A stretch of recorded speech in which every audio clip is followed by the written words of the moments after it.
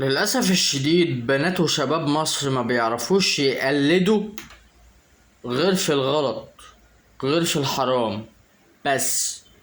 انما يقلدوا في الصح لا، يتعظوا لا، يتعلموا لا، يحششوا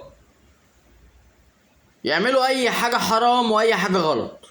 اي حاجة حرام يعملوها، انما حاجة ترضي ربنا لا.